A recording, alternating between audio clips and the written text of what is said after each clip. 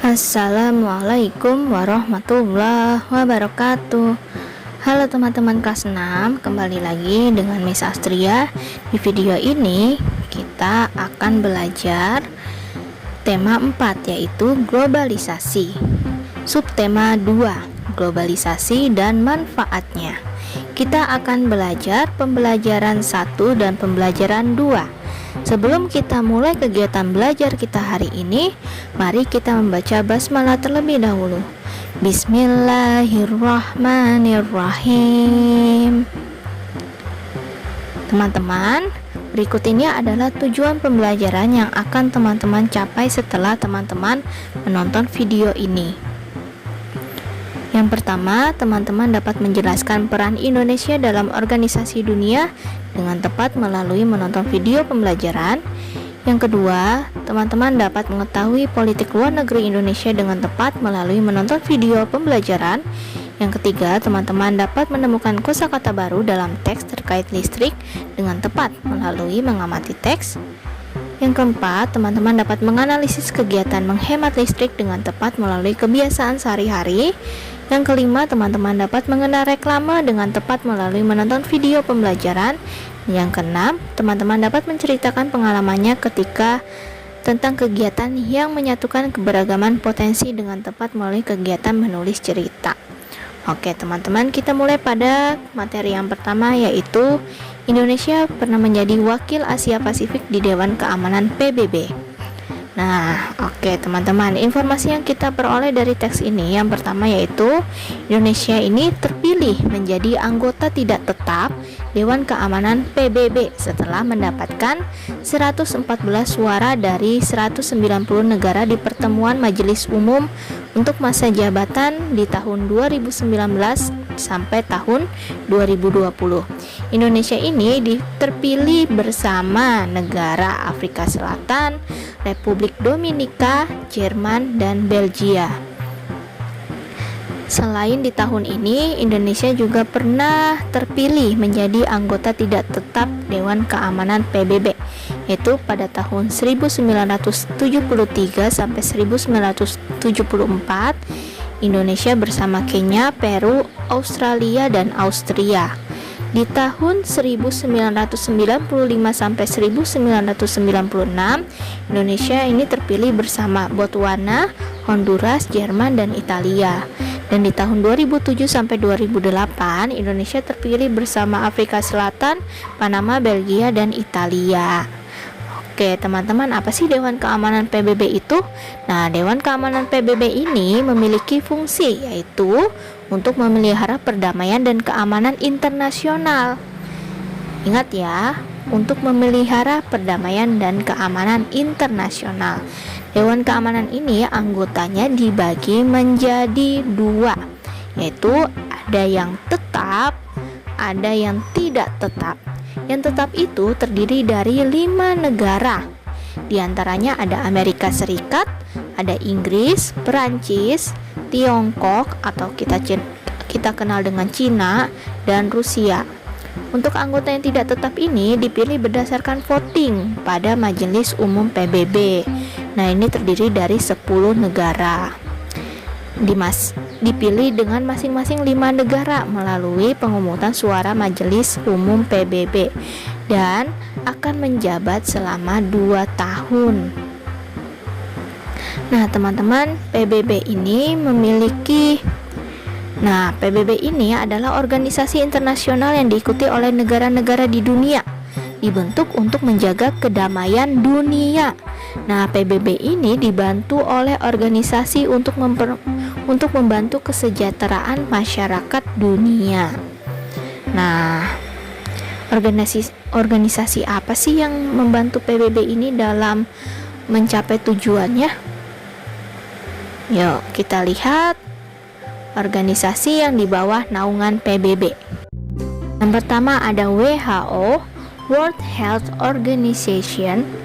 Yang kedua ada UNESCO, United Nations Educational, Scientific, and Cultural Organization. Ada UNICEF, United Nations Children Fund. Ada IMF, International Monetary Fund. ada World Bank yang mengatur keuangan dunia, baik itu pinjam-meminjam, hutang. Ada UN Women, organisasi khusus wanita. Ada WTO, World Trade Organization, tentang perdagangan. Ada ITC, International Trade Center. Ada FAO, Food and Agriculture Organization.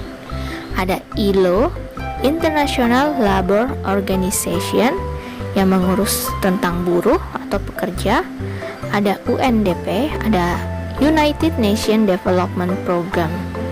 Selain organisasi ini juga ada organisasi UNEP, yaitu United Nations Environment Program. Nah, dari semua organisasi ini juga ada organisasi lainnya yang tidak dapat disebutkan di slide ini. Selanjutnya kita lanjut, yaitu Indonesia ini juga berperan dalam berbagai organisasi dunia. Nah, Indonesia ini ikut dalam organisasi PBB, Gerakan Non-Blok, Konferensi Asia Afrika, dan Organisasi Konferensi Islam. Untuk yang PBB ini, peran Indonesia yaitu ikut serta menciptakan perdamaian dunia, yaitu dengan mengirimkan kontingen Garuda ke negara yang mengalami konflik, misalnya ke Palestina ataupun negara-negara di Afrika yang sedang mengalami konflik.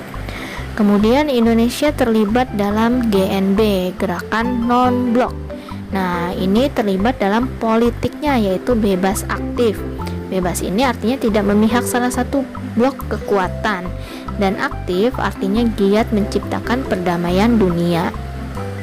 Indonesia juga mengikuti Konferensi Asia Afrika, yaitu bekerja sama dalam membicarakan kerjasama ekonomi, budaya, hak asasi manusia, dan menentukan nasib sendiri, yaitu terkait dengan masalah bangsa-bangsa yang belum merdeka, perdamaian dunia, kerjasama internasional, dan juga ada deklarasi tentang memajukan perdamaian dunia. Untuk OKI, Indonesia ini berperan dalam mengakui kemerdekaan Bangladesh dari Pakistan. Indonesia juga pernah membela Pakistan dalam konfliknya dengan India, menyelesaikan pertikaian Moro dengan Filipina, menjunjung kedaulatan Palestina, dan juga menjadi tuan rumah OKI serta mendukung reformasi OKI. Banyak sekali ya teman-teman peran Indonesia dalam politik luar negeri Indonesia ini. Nah, Indonesia terkenal dengan prinsipnya, yaitu bebas dan aktif. Nah, apa sih bebas itu? Bebas itu adalah Indonesia bebas menentukan sikap yang berkaitan dengan dunia internasional, dan juga aktif, yaitu Indonesia ikut memperjuangkan terciptanya perdamaian dunia dan berpartisipasi dalam mengatasi ketegangan internasional. Ingat ya, prinsipnya ada dua, bebas dan aktif. Selanjutnya, tujuan dari politik luar negeri Indonesia ini yaitu ada banyak teman-teman. Yang pertama, untuk mempertahankan kemerdekaan Indonesia. Yang kedua, untuk membina persahabatan dengan semua negara dengan prinsip bebas aktif. Anti imperialisme, yaitu penjajahan, anti terhadap penjajahan yang berkaitan dengan bidang perdagangan. Anti kolonialisme, serta ikut melaksanakan ketertiban dunia atas dasar kemerdekaan, perdamaian abadi, dan keadilan sosial. Selanjutnya, tujuannya yaitu untuk menjalin kerjasama dengan negara lain dalam upaya pembangunan bangsa di bidang ekonomi, sosial, dan budaya. Dan juga Indonesia bertujuan untuk membentuk masyarakat yang demokratis, adil, dan makmur dalam wadah negara kesatuan Republik Indonesia. Jadi ya teman-teman, tujuan dari politik luar negeri Indonesia yang bebas dan aktif. Nah teman-teman, selanjutnya kita belajar struktur teks eksplanasi. Di teks eksplanasi teman-teman sudah belajar di tema-tema sebelumnya. Nah, untuk strukturnya teks eksplanasi ini ada 3 teman-teman. Yang pertama itu topik masalah. Nah, topik masalah ini merupakan gambaran umum permasalahan yang dibahas. Ini biasanya terdapat pada kalimat utama atau ide pokoknya. Selanjutnya deret penjelas, yaitu pada bagian ini dijelaskan tentang sebab dan akibatnya. Nah, teman-teman dapat melihat yaitu berupa kalimat penjelas yang menjelaskan pada kalimat utama. Selanjutnya ada kesimpulan dan pesan. Biasanya ini terletak pada akhir paragraf. Nah, berisikan kesimpulan serta pendapat penulis, yaitu berisikan inti dari semua yang sudah dibahas dan pendapat penulis yang terhadap peristiwa yang sedang dibahas di teks eksplanasi tersebut. Untuk teman-teman lebih jelasnya, teman-teman dapat mengerjakan tugas yang pertama, yaitu ayo menulis pada halaman 53, yaitu mencari struktur-struktur teks eksplanasi pada teks penghematan listrik ya. Silakan teman-teman perhatikan strukturnya sudah dijelaskan. Untuk tugas kedua, teman-teman mengerjakan bagian ayo mengamati di halaman 55, yaitu mengisi tentang kegiatan sehari-hari yang terkait dengan penghematan listrik. Sebelumnya kita tonton video yang satu ini ya, untuk teman-teman bisa lebih mengetahui tentang hemat listrik.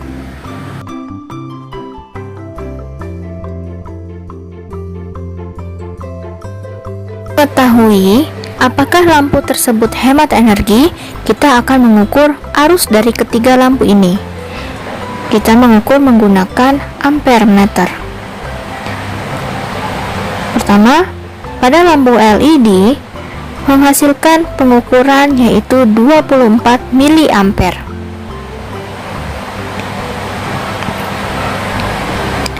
Selanjutnya, pada lampu CLF atau LHE menghasilkan pengukuran sebesar 38 mA. Perhatikan terangnya. Selanjutnya, pada lampu bohlam atau lampu pijar menghasilkan pengukuran 64 mA. Perhatikan keterangannya. Teman-teman dapat disimpulkan dari ketiga lampu ini yang paling hemat yaitu lampu LED karena paling terang dan arusnya paling sedikit. Lanjut ke materi berikutnya yaitu tentang reklame. Nah, teman-teman, kita kemarin sudah membahas reklame komersial dan non-komersial.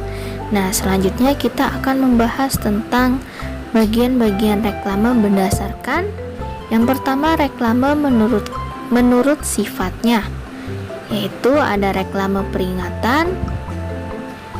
Reklame peringatan ini memberikan peringatan kepada masyarakat untuk meningkatkan kesadaran dan kewaspadaan.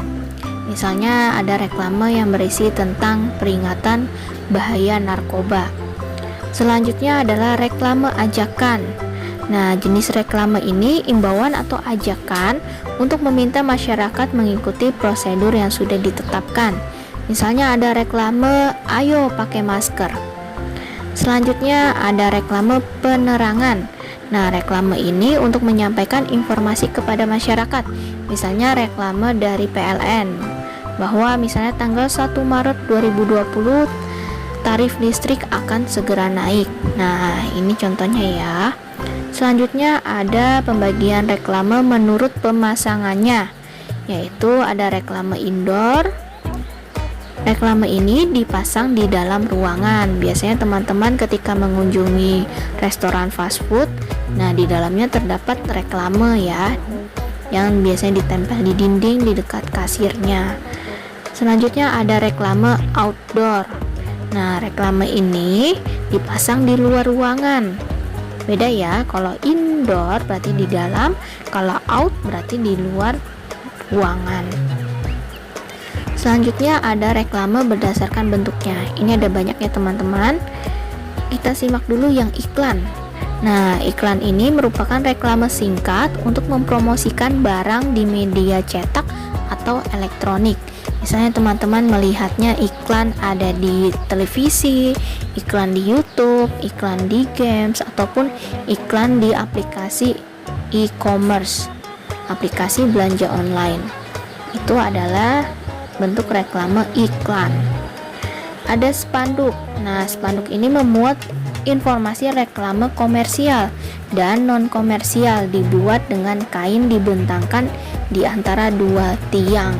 Nah, ini biasanya ada di jalan-jalan teman-teman, yang dibentangkan di antara dua tiang.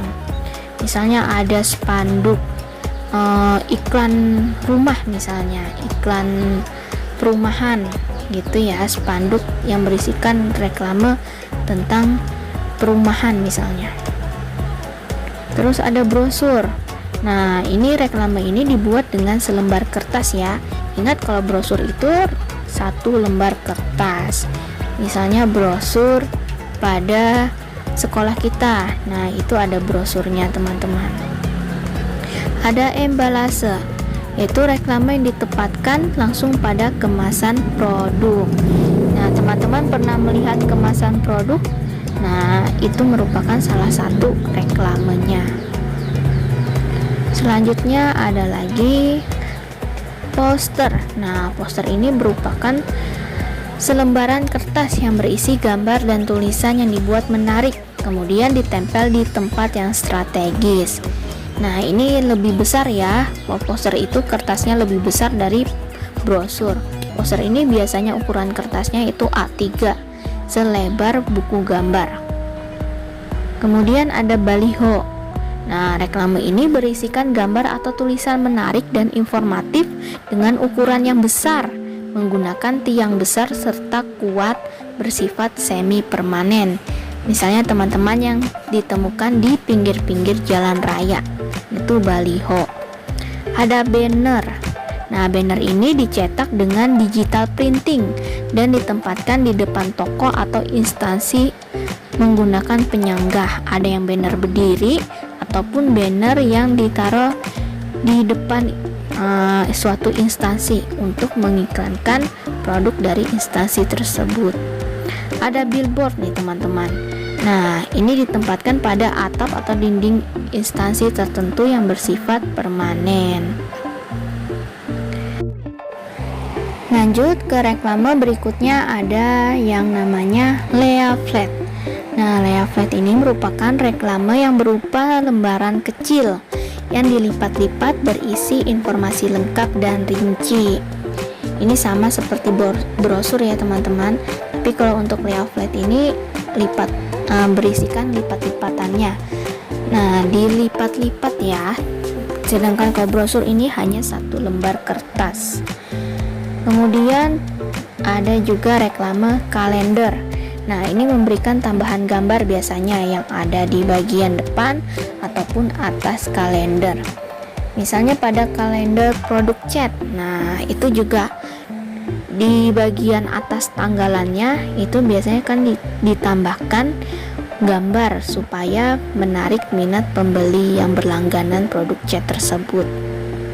Kemudian ini ada merupakan inspirasi kita, inspirasi bisnis bambu.